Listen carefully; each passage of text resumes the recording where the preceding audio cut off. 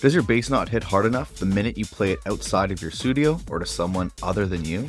In this video, I'll show you a simple new bass grouping system and how it will not only improve your low end, but also give you low end peace of mind every single time you have a new song to show the world. Now you must be wondering, does this work for every genre? If you've been paying attention to the remixes I drop every week or so, you might have noticed that I cover a few different styles. And when I test these tunes out live, I'll often have at least one producer ask me how I get my bass to sound that way. And if you want to save time by downloading the template in Ableton Rack in this video, there's a link in the description to grab that, as well as over 30 full project files based on tracks from the Beatport Top 100 charts, with new files being added weekly. With that said, let's jump into this. So this here is a look at the bass group that we'll be working on.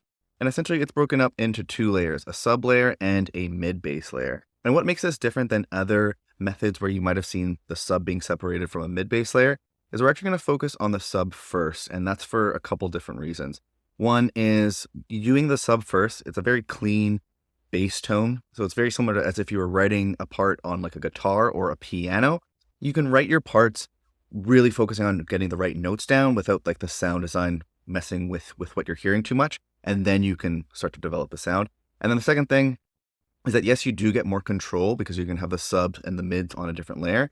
But by doing the subs first, you're going to be able to build out your bass sound, really focusing on the low end and making sure that the power is coming in first, and then adding in the mid bass layer for character. If instead you were to do it the opposite way, which is maybe how you might have heard of this method somewhere else, where you would create the bass sound first, and then you remove the lows, something like this, then duplicate it, create a sub layer, and then remove a bunch of the highs on the sub, you can have some kind of crossover issues and it can sound kind of funky. That's kind of the main difference here. By approaching the sub first, you can make sure you get the notes down correctly, get the power down correctly, and then you're simply just adding in character with that mid bass layer. So let's go ahead and put this into action. One of the first things I'm going to do is just work on this sub layer. So I have the reference track here, and if you want to learn how to set up a reference track correctly, make sure you check out the playlist in the description. What I'm going to do is just cut a little section of the song where the sub is in, and I can see that because I have a structure arrangement track up here. And I'm going to grab this and I'm just going to drag it down into the subs MIDI clip. I'm going to let go, and we're going to be able to convert that audio to MIDI, which is a nice little trick. So I'm going to select melody when doing it with the bass, and that should get us pretty close. So let's have a listen to how that sounds. And the reference. So close. It looks like it's just kind of shortening some notes. Let's just clean this up a little bit. And then I'm going to do Command A and then make it all one level. That's close enough, I think, to work with. As you can see here, there was a good example of using this sub basic tone. You can hear the notes a lot clearer, so I'm able to quickly make sure that the notes sound correctly. It's very similar to like working with a guitar or piano. And now let's work a little bit more with the sound. So what I have here is part of this group on the sub layer is this little thing called the V-sub, which is just a little rack I made. All this really is an Ableton operator, and it's really just doing a simple single sine wave. A sine wave is the most simplest oscillator, the most simplest frequency that we can have. So that way it's a really pure, powerful bass sound, and that's kind of what we want.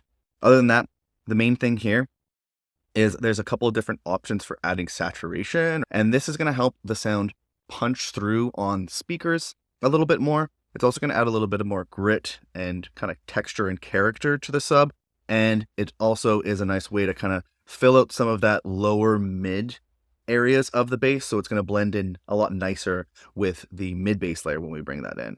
And there's some other options to adjust the attack and sustain, and then I also have this one knob sidechain built in here, so I'll just show you what that looks like. What we're using is the Ableton Shaper device, kind of doing that LFO shape tool here. It's going to quarter notes, which is generally what like on standard dance music, what that's going to be hitting. The kick's usually on a quarter note, and then it is just ducking the volume, and I can increase that as I'd like to. So this way, we have this one device here that gives us a nice simple sub sound with the ability to add in saturation, and then sidechain already built into it. And then there is the option to adjust the volume here, and there also is the option to roll off the highs as well, as you can see right here. So we can adjust that as we want to. Remove some of it, but I like to keep quite a bit of it, I've been finding. And then you can dial in the saturation. You can have a more cleaner sounding sub. or bring in a little bit more grit and texture to it. That's a look at that. Then once you have that done, what I'd recommend doing is very similar to how I show in a lot of the other videos that I do, is flicking between what you have here and the reference and adjusting the volume until the power and the power and the volume of the sub in particular matches the reference track. So this way you're getting a bass sub kind of sound and volume that's super similar to the song that you're referencing, so that it's more likely to sound professional. So that's a big tip there. If you need to learn how to flick back and forth between the reference, check out that playlist that I mentioned. The idea is just to flick back and forth. This is the reference. This is ours. Really trying to listen to the subs in particular, the power of the bass, and dialing in our volume to match that.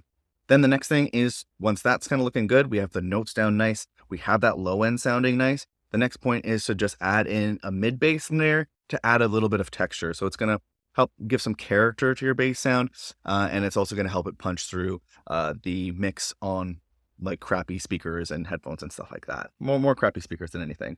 So this is where another cool quality of life trick that comes into play here is, you'll notice here we have a sub layer and then we have this mid bass layer. I call it bass guitar because I personally like to use bass guitars for my mid bass layer.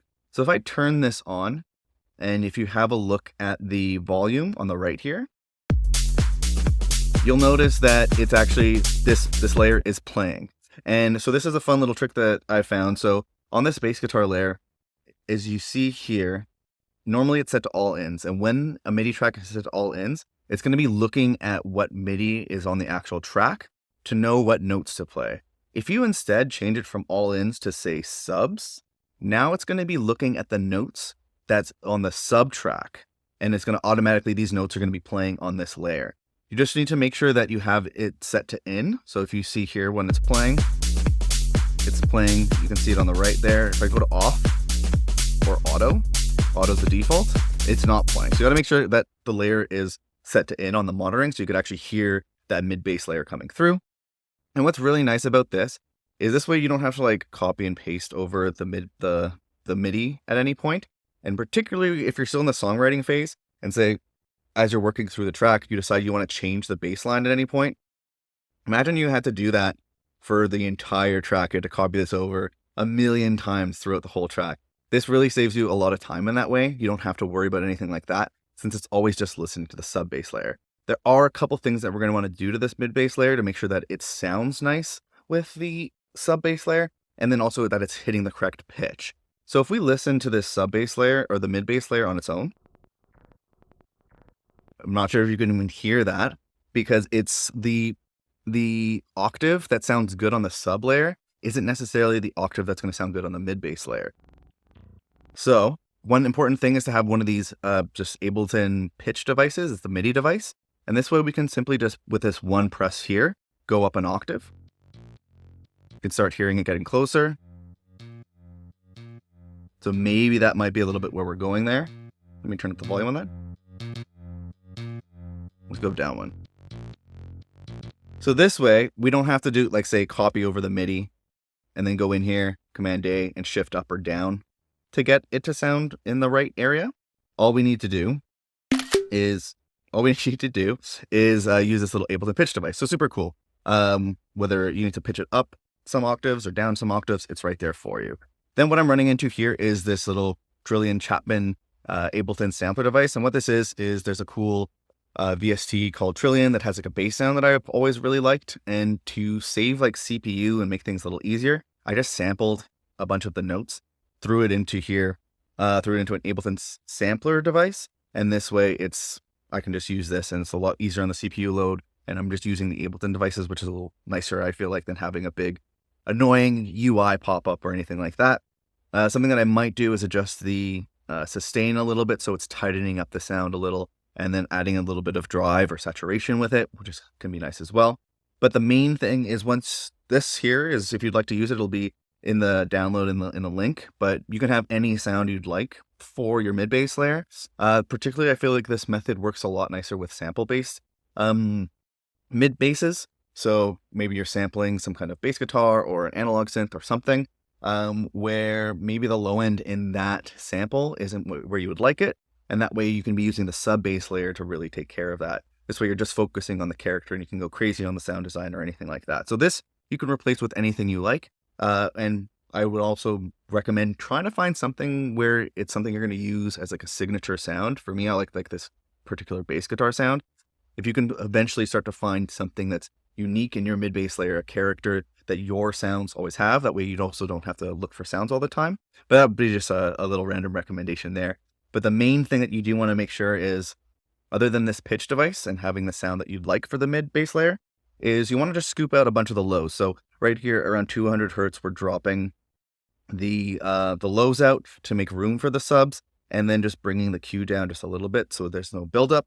That's kind of the main thing there. And then I just have this little side chain, same device as that was in the V sub, just out in its own little rack so that it's pumping and sounding nicely. And then the main thing, again, like I always usually show with any of this reference stuff, is just listening to our track and the reference and trying to get that mid bass layer now sounding where we want to, and also listen to the overall picture.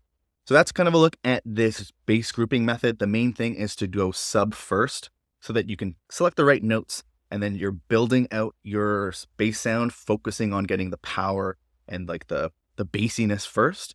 And then you're adding in character with saturation on that sub, and you're adding in character with the mid bass layer. But knowing how to get perfect low end is only a small piece of what goes into finishing high quality songs that get played out by DJs and signed by proper record labels. Seeing in detail how pro songs are composed, mixed, mastered, and structured is the best way to fast track your productions to a quality level of the pros. So if you want to save time by downloading the template in this video, there's a link in the description to grab not only today's template, but also over 30 full project files based on tracks from the Beatport Top 100 charts, with new files being added weekly. If that sounds too much for you right now, you can also check out this playlist of videos that teach you how to remake your favorite songs with all their perfect low-end glory to create pro-level songs faster and easier than any other way you've tried so far.